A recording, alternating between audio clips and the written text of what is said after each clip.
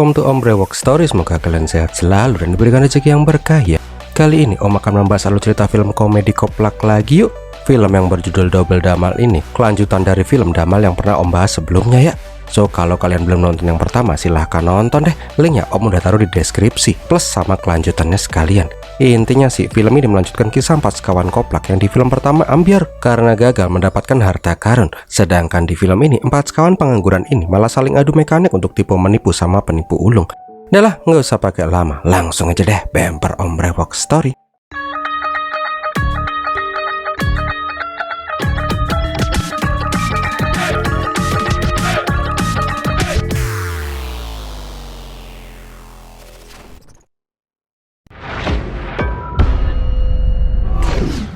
Awal kisah kita diperlihatkan 4 lakon utama kita, Roy, Adi, Bowman, dan Manaf yang lagi untal-untalan di kasur sama bule-bule cantik.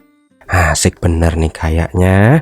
Habis itu mandi bareng deh sambil joget-joget. Dah lah, masa baru mulai udah joget-joget? Kampretnya, ternyata itu hanyalah halu 4 koplak ini.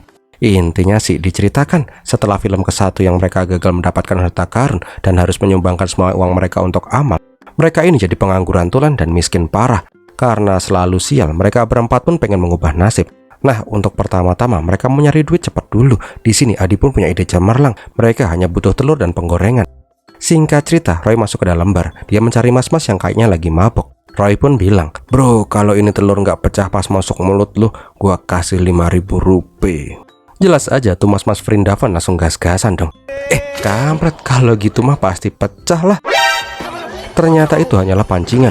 Nah, pas mas-mas itu keluar, si Adi dan yang lain pun langsung ngeplak tuh kepala pakai penggorengan. Habis itu disikat deh semua uangnya. Hal itu pun dilakukan berkali-kali. Ketika udah banyak yang KO, Roy pun bilang, "Gantian dong, gua udah dikenalin loh di dalam." Ya udah deh, Adi pun menggantikan. Sialnya, si Adi malah datengin mas-mas teman korban pertama. Jelas aja lah dia udah tahu triknya dong. Dia pun meminta si Adi menyontohkan dulu. Ya langsung dikeplak lah tuh mulut. Ketawa aja nih, rasain telur busuk juga. Sialnya pas keluar, Roy dan yang lain pun malah salah sasaran. Ya udah deh, mereka pun harus kolong semua. Sialnya lagi, para korban yang sebelumnya pada pingsan sekarang udah pada bangun. Udah bisa dipastiin, mereka pun langsung digabukin rame-rame dan ditelanjangin dong. Singkat cerita, 4 sekawan ini pun jalan bukil di tengah kota. Tapi nggak sengaja mereka melihat ada orang yang mereka kenal. Yaps, mereka melihat Kabir, orang yang pernah sama-sama nyari harta karun bareng mereka dan menjadi musuh bebuyutan di film pertama. Tapi kali ini penampilan Kabir udah berbeda. Dia udah nggak jadi polisi korup lagi dan sekarang berlagak perlente coy. Jelas aja 4 sekawan pun penasaran. Di dalam gedung diperlihatkan bila si Kabir sekarang udah jadi pemilik perusahaan. Dia juga lagi merekrut 4 orang sales buat perusahaannya.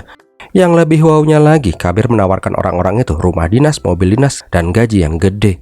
Ini mbak-mbak siapa ya? Kok bisa pulan bener kayak gitu belahannya ya? Cabang bayi, bisa-bisanya nih 4 orang-orangan sawah dapet angkringan di situ ya? Komedi. Melihat Kabir yang kok sekarang jadi sukses, 4 pengangguran ini pun menjadi kesal sendiri. Kok bisa ya Kabir kaya raya kayak gini sekarang, sedangkan mereka malah jadi pengangguran sukses? Di sini mereka pun berniat mencari tahu. Syukur-syukur mereka bisa ikutan kerja sama si Kabir.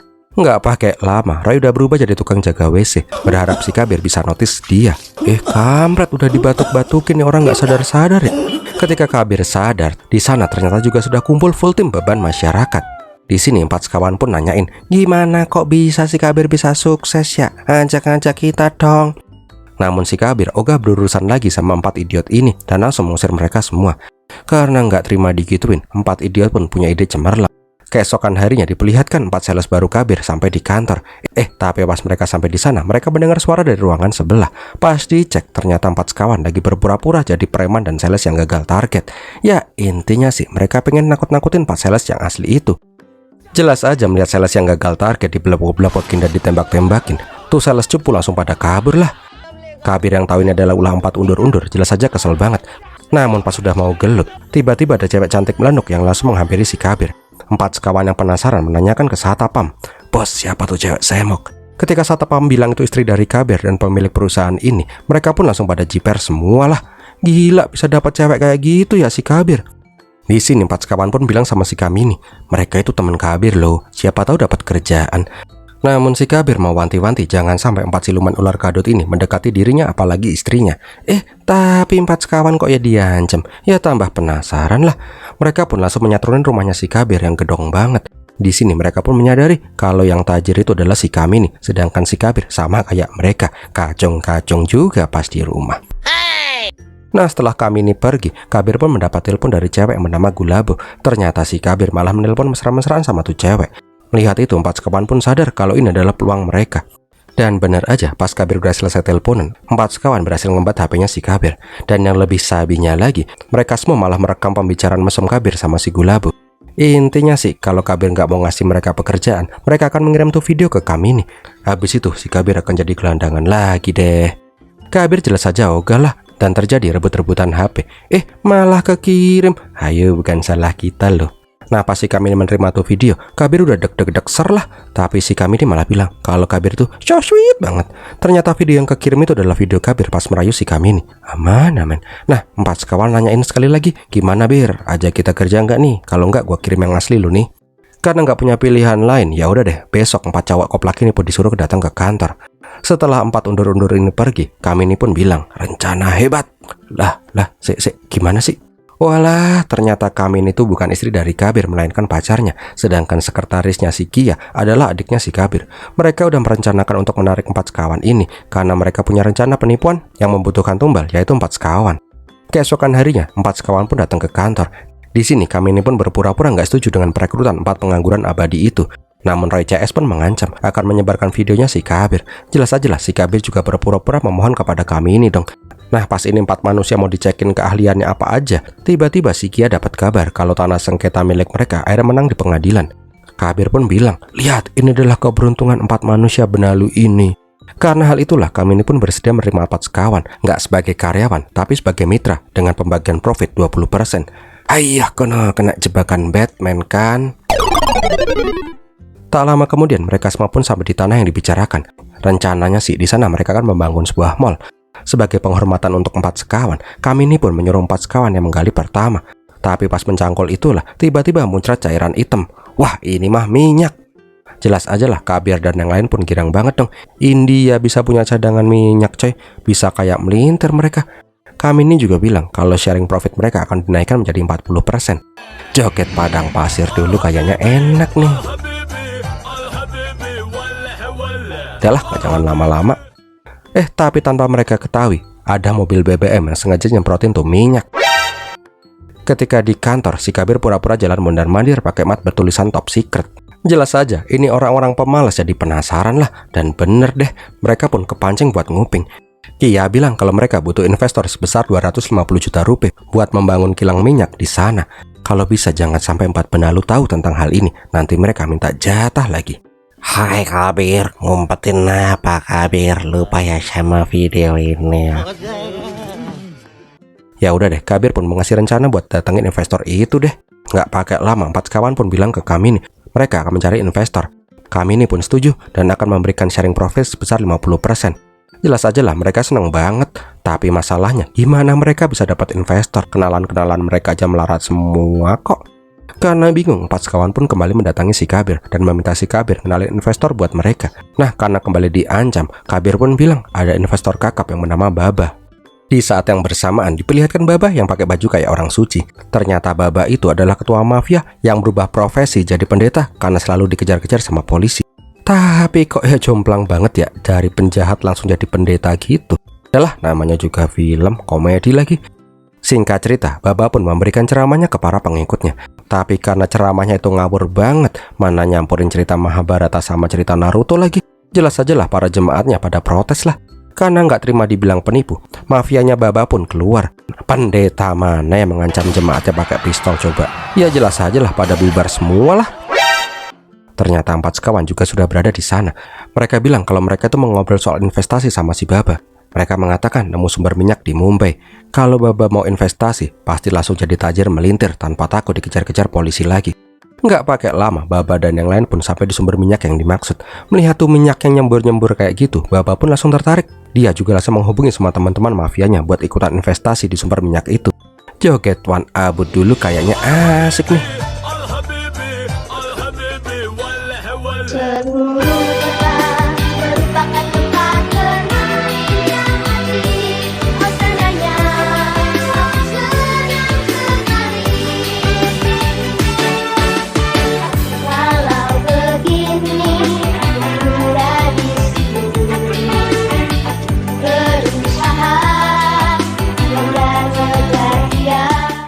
Singkat cerita, uang investasi itu pun distorin ke Kabir. Abis itu, Kabir dan yang lain pun langsung kabur deh ke luar negeri.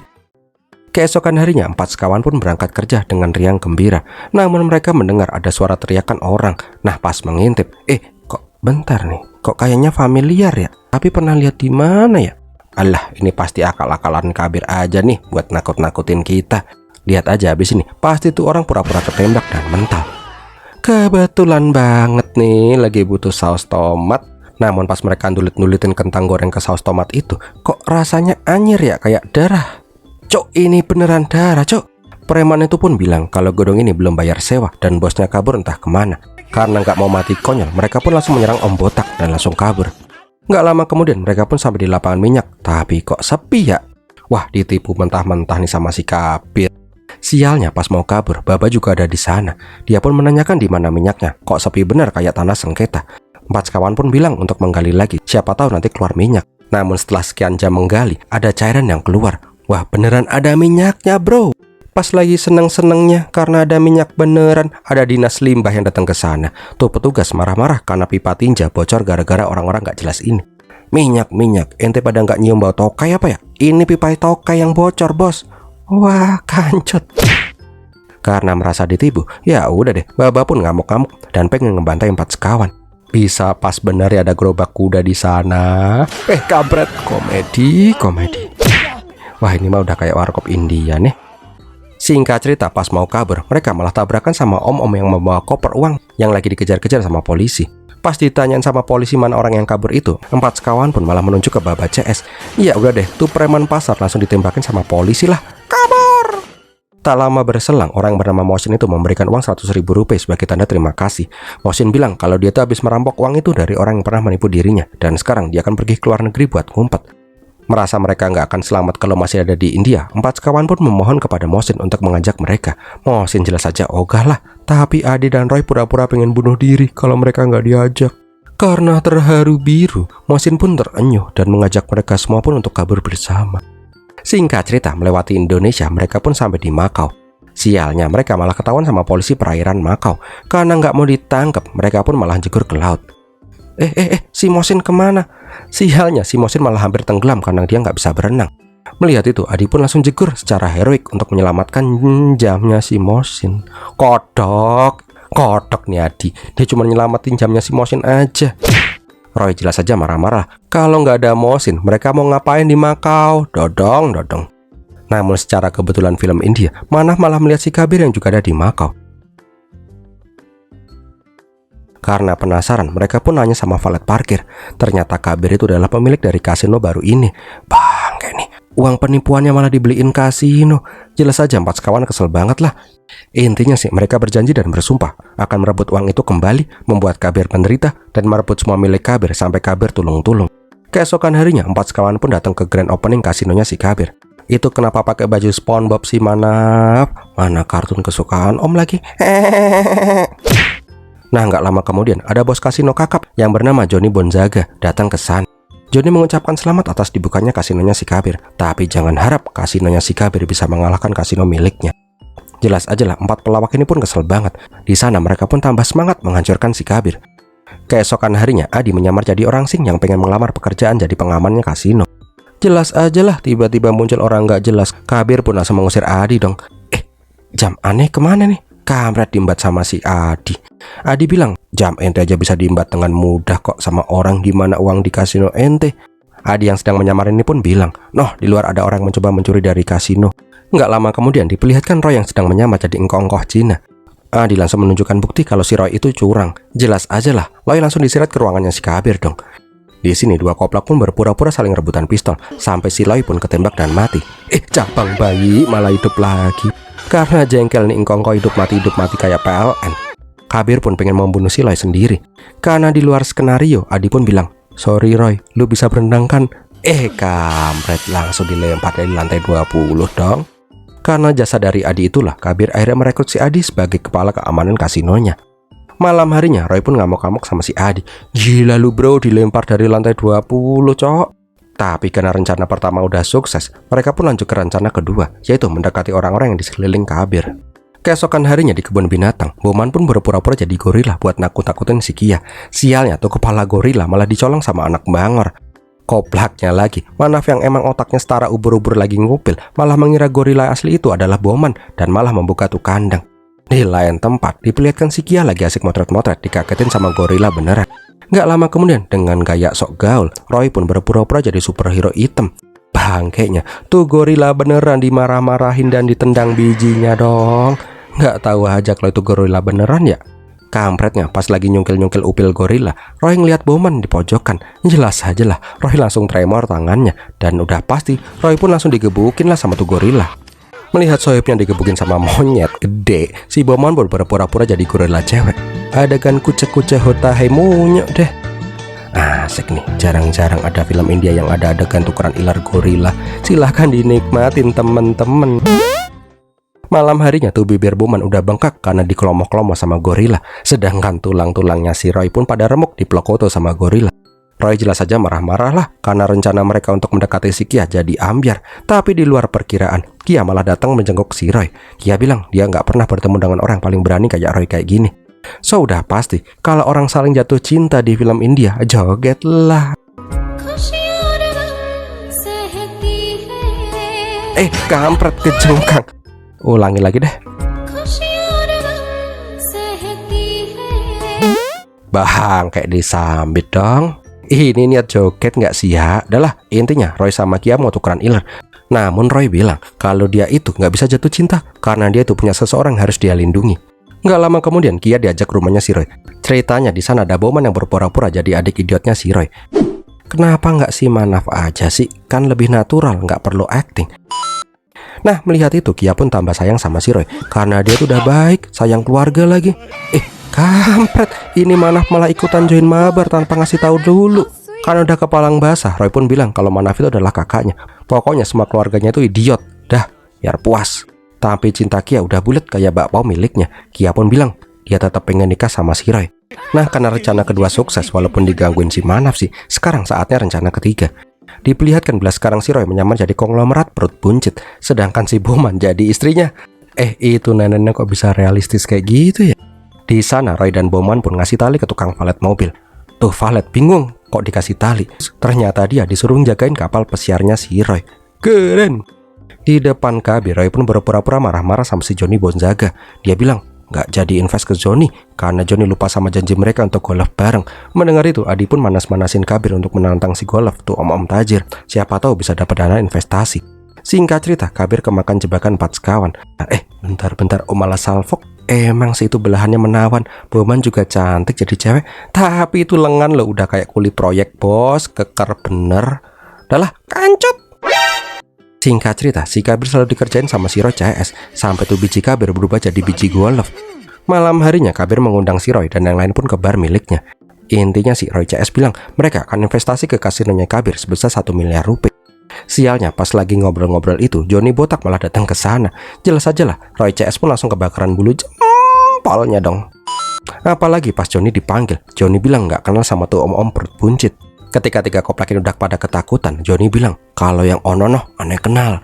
Ternyata Manaf, cok. Manaf berimprovisasi kalau dia adalah kakaknya si Roy. Untung bisa selamat. 3 koplak jelas saja menanyakan, kok bisa Manaf kenal sama si Johnny? Manaf yang sebenarnya kesel karena nggak pernah dikasih peran buat ngerjain si Kabir, berinisiatif menyamar dan berpura-pura kejengkang di depannya si Johnny. Habis itu mereka pun ngobrol-ngobrol santai deh. Nah, karena kesepakatan udah dibuat, tiba-tiba si Kabir naik ke atas panggung dan langsung melamar kami nih untuk jadi istrinya. Habis itu joget deh.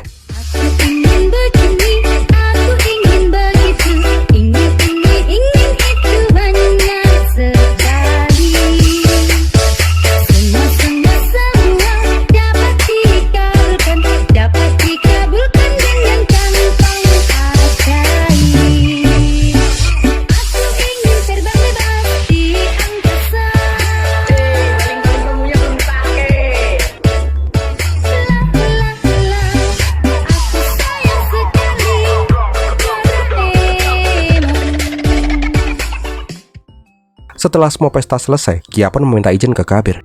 Dia bilang kalau dia pengen nikah sama orang miskin dan punya kakak adik idiot. Jelas aja lah Kabir menolak. Mereka sekarang itu konglomerat. Adiknya juga semok. malah pengen nikah sama orang melarat. Namun Kia bilang, dulu aja sih kami ini juga cuma seorang cewek penari di warung remang-remang kan. Dan kita pun diperlihatkan awal pertemuan Kabir dan kami nih. Ya udah deh, Kabir pun setuju, yang penting adiknya bahagia. Keesokan harinya diperlihatkan si Roy dibawa ke rumahnya si Kabir. Jelas aja dengan full tim kakak adik idiotnya lah. Singkat cerita, si Roy dan Kia pun mau jalan-jalan keliling rumah dulu. Sedangkan Bowman dan Munah pun dititipkan ke Kabir. Kia memohon dengan sangat jangan sampai mengecewakan dirinya. Namun inilah saatnya, para idiot itu pun beraksi. Remes dulu. Pokoknya ini dua koplak berbuat keributan sampai si Kabir darah tinggi. Sialnya pas Roy dan Kia pun kembali, si Kabir malah kegep lagi ngebukin dua koplak. Jelas aja lah, Roy nggak mau dong punya kakak ipar yang jahat. Karena hal itulah si Kia pun marah besar sama si Kabir. Dia juga bilang akan kawin lari aja sama si Roy. Punya kakak kok ya kampret banget. Singkat cerita, Roy dan Kia pun menikah. Abis itu tukeran iler deh, klomoh-klomoh. Malam harinya mereka semua pun naik kapal di tengah laut. Namun belum juga malam pertama, tiba-tiba Adi muncul pakai stocking bekas. Itu kenapa digambar alisnya juga toh Bambang? Intinya sih Adi berpura-pura jadi pembunuh bayaran yang dibayar oleh Kabir untuk membunuh Roy dan para idiot. Sini tembak. Kena tembak. Jangan tembak kakakku, tembak aku saja. Kelamaan lempar season. Sekarang giliran Roy, mate, woi. Dan mereka pun nyemplung semua ke laut. Pakai salto lagi. Tapi bentar, sebelum mati, 3 sekawan bilang, balaskan dendam kematian kami, Mi. Ingat loh, balasin dendam kami. Beberapa jam kemudian diperlihatkan si Adi udah balik ke Kabir. Dia pun memberikan obat bobok kepada Kabir. Jelas aja, walaupun Kabir badannya gede kayak patung di gapura, dia pun langsung KO. Gak lama kemudian, Kamini pun datang menanyakan, di mana Kabir? Adi bilang, bos lagi sibuk di kamar hotel. Dia minta jangan diganggu. Karena dilarang, Kamini jelas aja penasaran lah. Dan benar aja, pas masuk ke kamar, si Bowman berpura-pura habis ewek-ewek tralala sama si Kabir. Ya udah deh, si Kamini pun ngamuk-ngamuk lah. Belum lagi tiba-tiba Roy dan Munaf datang sambil nembak-nembak mengejar Bowman jadi-jadian. Intinya sih mereka bersandiwara biar situasi semakin tambah kacau. Nah pas Kamini udah ngambek dan mau cabut, si Kia pun malah ikutan datang. Kia juga bilang kalau Kabir tega membunuh suaminya. Dasar kakak gak punya perasaan. Gak cuman itu sih, karena telah berselingkuh dengan istri jadi-jadiannya, Roy pun bilang dia gak jadi investasi ke kasinonya Kabir. Karena hal itulah Kabir sekarang ditinggal sama orang-orang yang dia sayangi. Dan dia pun terancam bangkrut karena dia udah gak punya investor lagi. Melihat si Kabir lagi bingung, Adi kembali menjalankan rencananya. Dia bilang kalau dia punya orang yang bisa ngasih investasi dalam jumlah besar. Keesokan harinya Kabir diajak si Adi menemui si Joni. Ternyata orang yang dimaksud Adi itu adalah si Joni botak. Di sini Joni bersedia memberikan investasi 1 miliar rupiah, asalkan Kabir bilang kalau dirinya adalah pecundang. Karena kepepet butuh uang, ya udah deh. Si Kabir pun membuang harga dirinya. Yang penting kasinonya nggak bangkrut. Namun Joni mewanti-wanti kalau sampai Kabir nggak bisa mengembalikan uangnya, si Kabir akan dikubur hidup-hidup. Malam harinya 4 serangkai pun kembali membuat rencana gimana caranya tuh uang investasinya si Joni bisa mereka sikat biar si Kabir dibuat entat sama si Joni. Adi bilang besok ada reopening kasinonya si Kabir. Dia akan memasuki obat pembuat lumut di tangki akuarium yang nyambung ke brankas. Setelah butek, 3 koplak akan berpura-pura jadi pembersih kolam, terus nyingkat tuh uang deh. Nah untuk pengalih perhatian, jogetin gendal-gendul asik nih. Bisa gendal-gendul kayak gitu ya? Kenyal banget. Tapi kok kayaknya kenal penarinya ya? Ternyata si Adi sengaja nyari orang yang mirip sama si Kamini biar si Kabir bisa fokus ke goyangan mbak gendal-gendul itu.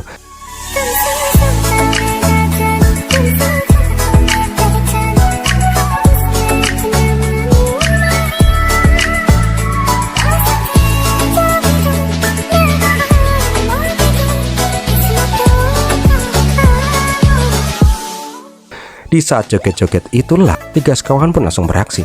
Singkat cerita, mereka pun berhasil menguras uang di brankas dan menaruh foto uang buat penyamaran. Sialnya, pas mau keluar si Kabir malah curiga dan menyuruh 3 koplak membuka tas mereka. Tapi tenang, uangnya udah diamanin sama si Adi kok pakai gerobak sampah. Nggak lama kemudian Kabir sadar kalau dia udah dirampok habis-habisan. Mate. Malam harinya Kabir pun minum-minum karena bingung. Nah di sini 4 sekawan pun akhirnya keluar dengan wujud asli mereka. Mereka bilang kalau Kabir udah tamat karena semua kebahagiaan Kabir udah direnggut. Bahkan Roy juga menelpon si Joni dan bilang uang investasinya dibawa kabur sama si Kabir. Namun pas 4 serangkai mau cabut, tiba-tiba lampu padam dan turunlah layar proyektor yang menyetel rekaman perampokan 4 serangkai. cabang bayi, kok Kabir bisa di sana sama kawannya dan Kia? Ternyata selama ini bukan 4 serangkai yang menipu si Kabir, melainkan Kabir lah yang menipu 4 serangkai lagi. Kabir sengaja melakukan itu biar dia dapat 1 miliar rupiah dari si Joni, dan yang akan dikejar-kejar si Joni adalah 4 sekawan. Di sini 4 sekawan pun gak gentar karena uangnya masih ada sama mereka kok. Namun tiba-tiba Mushin keluar. Yang lebih bangkainya lagi, si Mushin itu adalah anteknya si Kabir dari awal. Dia itu emang disetting membawa 4 sekawan ke Makau. Mushin juga lah yang menemukan uang Kabir yang diembat. Jadi emang dari awal 4 sekawan udah dikerjain sama si Kabir. Nah, karena udah kalah telak, 4 sekawan pun akhirnya memohon untuk dibiarkan kabur. Mereka belum mau mati dibunuh sama si Joni.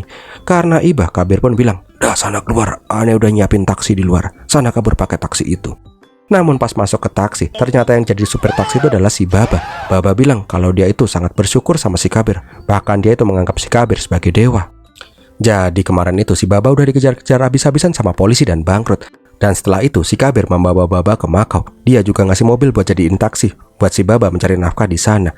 Tadi Kabir itu menelpon kalau ada penumpang spesial. Malah ketemu sama 4 orang idiot yang membuat dirinya bangkrut. Jelas aja lah si Baba pun langsung ingin membunuh 4 sekawan itu. Dan sialnya lagi, si Joni malah ikutan datang ke sana lagi. Ya udah deh, sekarang 4 sekawan dikejar-kejar sama mafia. Kayaknya emang dasarnya 4 sekawan ini sial mulu deh. Dan filmnya pun berakhir. Wow, gimana film ini sob? Semoga menghibur ya. Film ini ada terusannya sih, Total Damal. Buat yang belum nonton, bisa nonton di link yang udah Om taruh di deskripsi ya. Gas kuy. Sampai di sini dulu ya. Semoga sukses buat kalian semua. Terima kasih sudah menonton. Sampai jumpa lagi dan biar milatihin.